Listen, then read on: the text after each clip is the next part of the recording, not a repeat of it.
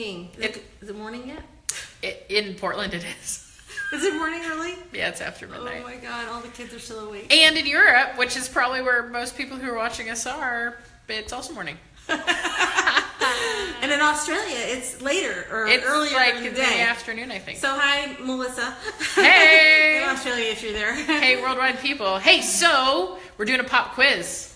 Yes. Do you think that you can tell which fidget spinners have lead just by looking? We'll find out. These are our contestants. Here, I'll do the spinning. Those both spin. There we go. This one sucks, so maybe. Yeah, I know. Like which ones have lead? Oh, that's really interesting. So I bet you. Well, don't say anything about it. They're going to figure it out. You think anybody's going to answer? I don't know if anyone's going to answer. I don't know. Hey, well, let's test them while we're waiting for people to figure out what we're doing. One thing I want to show you real quick. So these look alike, yeah? I just want to show you the distinctions. These are all nearly identical. This one has a ridge, kind of like this one. This one's kind of a yellow or brass, but this one over here is, you can't really tell from the color in the video, but it's much more like silvery looking. Yeah. And this one is even a darker yellow than this one, but doesn't have the ridge on the center. And then this one, whoops.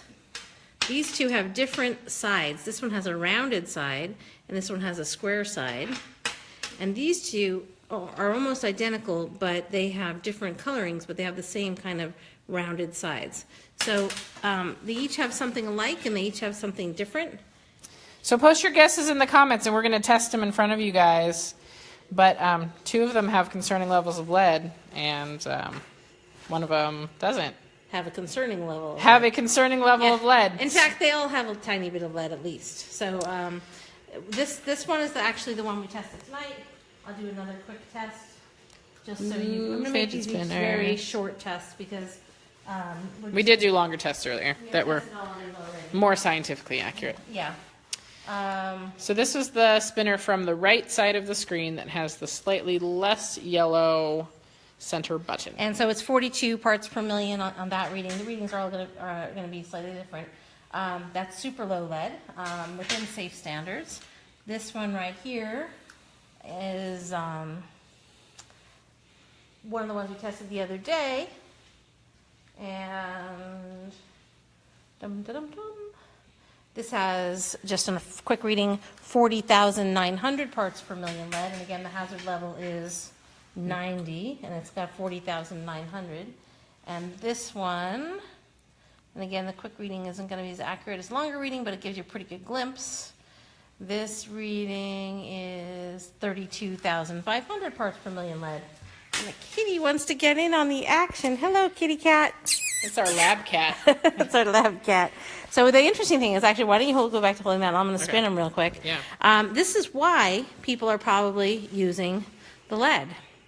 Because the one without the lead stops spinning, and the ones with the lead spin a really long time. Is that because it's grinding up the lead to lubricate the mechanism? I don't know. It's heavy, so it's like staying in place, so this can spin. And the spin, I don't know. I'm not a fidget spinner expert. Yeah, I'm not like I don't know my physics actually. So, but the fact that they're spinning longer means they don't have resistance, whereas the resistance on this one is from the mechanism itself, whereas this has like a lead weight literally in the center of it, so it spins a really long time.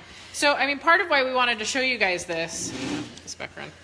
Part of why we wanted to show you guys this is because we're testing a bunch of different fidget spinners, and a lot of them look identical to each other. And so these three look nearly identical, and if you were in a store, if you saw one, you wouldn't be able to tell necessarily just from looking at it whether or not it has lead. And we had another pair of fidget spinners that also looked identical, that were both the plastic like design. The most common one. Like the plastic three-pronged ones with the metal bearings in each hole. It's a scientific word for it. Oh yeah. Anyway. But one of them had lead and one of them didn't, and you just can't tell. And one of the problems that we're finding is that these are not being regulated. Factories in China are just cranking these out without oversight or regulation, and unless they happen to get caught with lead in their items, they're not being recalled. And one batch might have lead and another batch might not have lead. So, that's Right. the problem too. Yeah. So by us doing this, it's not complete. I guess it is pretty random. I mean, we have people all over the country send us these spinners to test. Yes. So that's And some kind from of Canada. random. And some from Canada, They're yeah. not all from the So we're USA. going to do one more round. I think I'm looking over the pile of boxes. It's getting pretty small. We're going to do one more round of tests tonight. I think there's some with lead in that batch. Yep. And that's from Nicole sent us those. Thanks, Nicole. Yeah, and so we will let you know what those levels are in just a moment, so tune back in. And in the meantime, if you want to check out our work, I'm at tamararubin.com and Carissa's at creativegreenliving.com, and we're both environmental activists and mothers of young children, and I'm also a mother of older children.